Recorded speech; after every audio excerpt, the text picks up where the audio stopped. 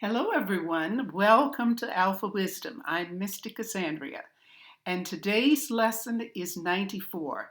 We're analyzing a man's palm. I have a picture of the palm on your left, and there are some things that you may not see clearly, so here's an illustration of the palm on your right. Okay, let's get started. Now, when reading a palm, just scan the palm and see where you're pulled, what you are able to see. Go with that first, and then as you proceed in, try to add one more thing or maybe two more things and so on. Okay, as we scan or look at this palm, we can see lines in the palm. These are the major lines. These are the ones you will always see, all right? Then you're pulled to the fingers, and they seem to be standing tall, and you notice that wide gap between the middle finger and the index finger. Okay, then of course you scan the whole hand. You may not do it in the order that I'm doing it, but it's just a suggestion. This is a fire hand. It's a long palm, and the fingers appear long, but with measurement, you will see that they are shorter than the palm. This is a fire hand. All right, let's get going, and we will start with the index finger, and then we'll go around to the right and encircle the palm, and we cover everything. Okay, now looking at that index finger, it's standing, it's not leaning, but what pulls us in is that gap. That's a wide gap between the index finger, which is Jupiter, and the middle finger, which is Saturn. This means that this is an independent thinker and makes his own decisions. Not interested in what anyone else has to say. Just knows what he wants to do, and he just makes the decision to do it. All right, let's leave that and go around to the ring finger. Now, there are two lines underneath there joined like a fork. It is not considered a fork. They just seem to be joining in. What we have here is, I put the word talent to let you know that you may have two or more vertical lines on the ring finger mount, and that just indicates two talents or maybe two careers, something this person is interested in working on. But what happens is one of them continues on. So this one, perhaps he lost interest, or it didn't take much importance to him. He didn't feel it was that important. And it sort of joined with the other one, and it penetrates through the heart line. That is what makes it an Apollo line. If it doesn't penetrate, it is not an Apollo line, okay? It has to penetrate that heart line. Going around taking a look at the heart line. The heart line is disruptive in the energy at the beginning, and then it goes on straight and it heads right toward the Jupiter. It's going like in between Jupiter and the middle finger. Okay, going on, we have that line heading toward the little finger. That's Mercury.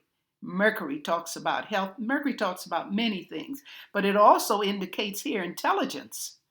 The line is very straight. All right, let's go on after that. We have the fate line. Fate line comes from the lunar area. It stops just below the headline. And then there's another one to the right of it that goes up toward the heart line, doesn't touch the heart line. That means this person has two interests, could be jobs, and these are jobs, I'm going to call them jobs, that the person started themselves. Okay? Now, let's go down to the bottom. That's another fate line. You see how that fate line comes within the lifeline area? The lifeline kind of stops there. And there are thin lines afterwards, but it comes in from there. So this person was influenced by something the family did. Maybe it's the same job, or maybe he had some help. Could be financial help, but some kind of support. And that went in. It didn't seem to go too far because that fate line coming from the Luna seems to be stronger. So that continues on. Now we go around the thumb ball. You see those lines? Lines of influence, strong lines from the family. That's the family area. Then we head toward the thumb. I have indicated active. The upper part of the thumb is the action part. And the next section is ideas. Your ideas come from that.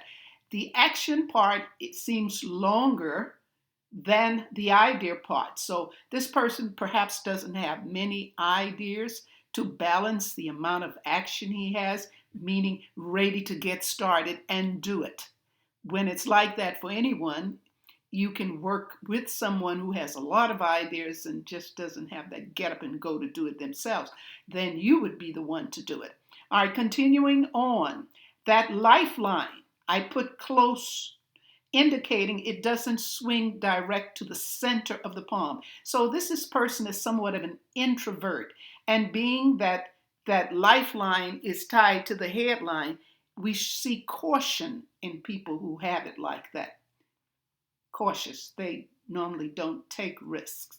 All right. Above that, we notice that the headline and the headline and lifeline are joined together. So we've talked a lot about that. And finally, we have two more. Let's take the square first. The square, when it's located anywhere on the palm except the index finger area, it's a form of protection.